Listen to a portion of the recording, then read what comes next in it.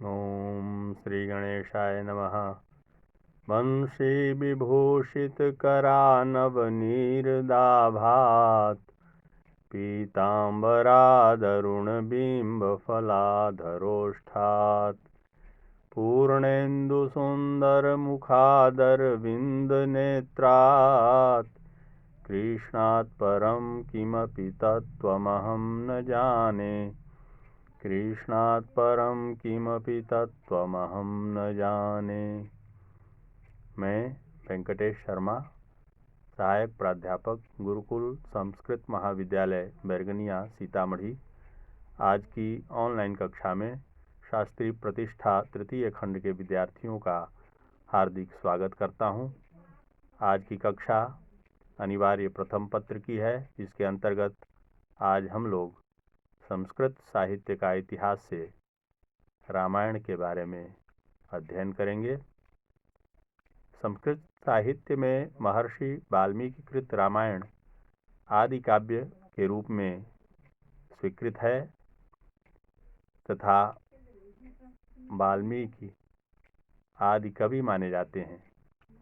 ऐसी कथा प्रसिद्ध है कि जब व्याधा के बाण से बिंधे हुए क्रौंच के लिए विलाप करने वाली क्रौंची पक्षी का करुण शब्द ऋषि ने सुना तो उनके मुख से अनायास एक श्लोक निकल पड़ा।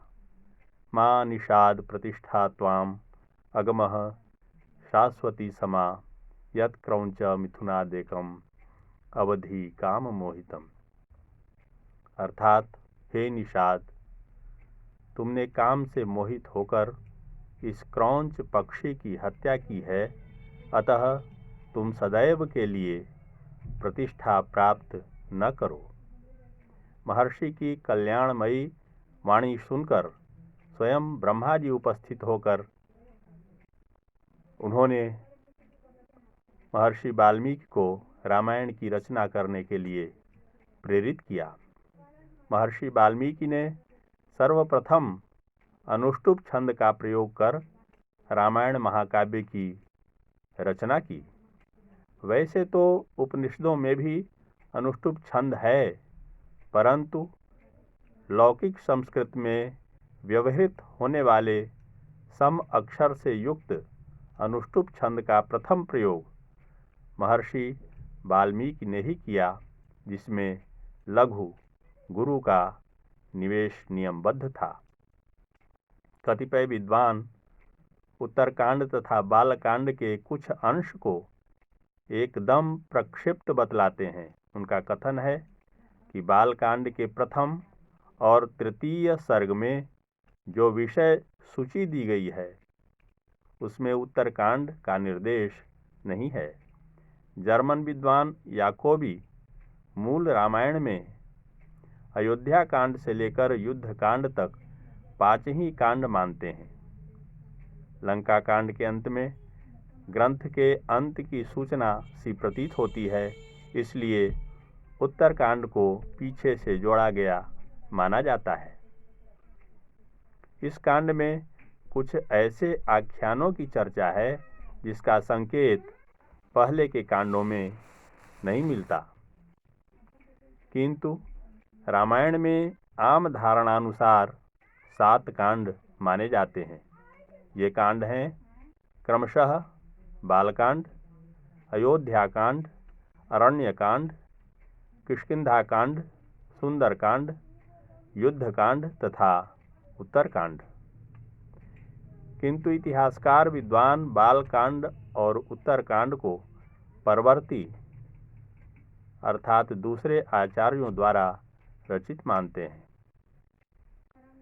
रामायण में रामचरित के अतिरिक्त मरुत की उत्पत्ति का आख्यान, अहल्या उद्धार का आख्यान, कार्तिकेय की उत्पत्ति का आख्यान, मैत्र वरुण आख्यान, अष्टावक्र आख्यान, मेनका विश्वामित्र आख्यान तथा पुरूरवा उर्वशी आख्यान भी मिलते हैं। रामायण काल के समाज का परिवार पितृसत्तात्मक था। राम पिता की आज्ञा से ही वन को जाते हैं। रामायण में पतिव्रता नारियों सीता, अनुसुईया, कौशल्या, सुलोचना आदि का नाम आता है। नारियां पति को देवता स्वरूप मानती थीं। शिक्षा का स्वरूप मौखिक था। बालक गुरुकुल में आचार्य के पास बैठकर विद्या अध्ययन करते थे।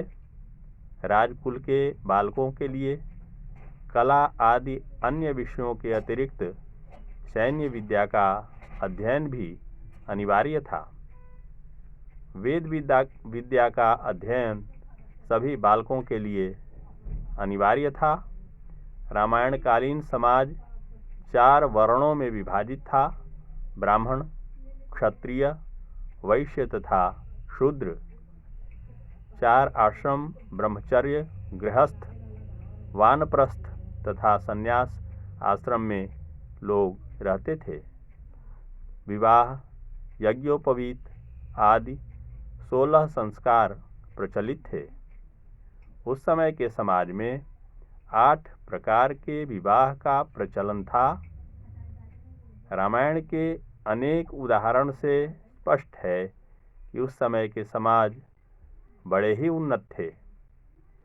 समाज में सभी के लिए सुख सुविधा और उन्नति के अवसर प्राप्त थे। आज भी मान्यता है कि रामायणकालीन समाज सभी प्रकार से उन्नत, समृद्ध, आदर्शपूर्ण, सुदृढ़ एवं सुसंगठित था। इस प्रकार रामायण के बारे में संक्षिप्त जानकारी है। शेष अगली कक्षा में हम लोग पुनः अध्ययन करेंगे। आज बस इतना ही। धन्यवाद।